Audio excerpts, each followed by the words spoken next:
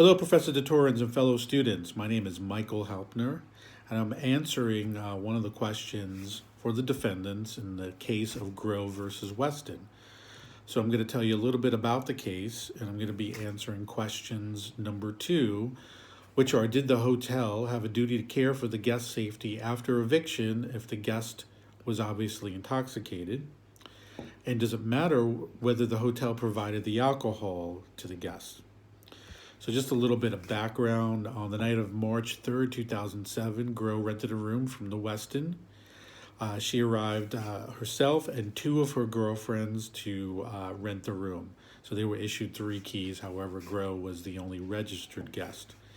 They proceeded to go out in downtown Denver and party in some of the bars and get quite intoxicated. They actually came back to the hotel later that night with up to 8 other guests. So there was 11 occupants of the room when they got back to the hotel to continue their party for that night.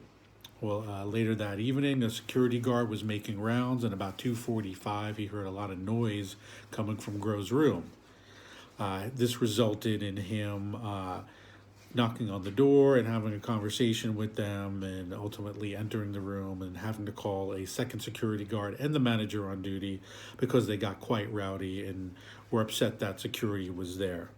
Ultimately, they decided to evict this party by bringing them all down to the lobby and having them disperse. Grow had the option to stay since she was the registered guest. The hotel offered her to stay, but she declined, and she left by her own choice and got into a car with someone who was drunk, and she ultimately got into a car accident and suffered some long-term injuries. So, does the hotel have a duty of care for the guest safety after eviction? Well, the hotel was in their right to evict this party because the contract was breached between Grow and the hotel. The hotel only allows up to 3 guests per room, and Grow came back with 8 additional guests for a total of 11 occupants, which was clearly a breach of contract in this case. And the hotel does not have a duty of care after eviction.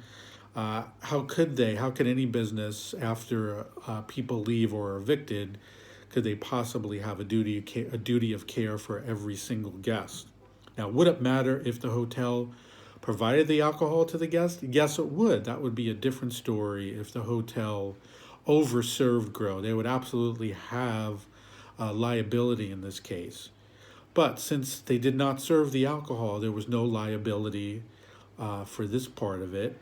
And again, because there was a breach of contract, the hotel was in its right to evict Grow. So those are my thoughts on this case. Thank you very much.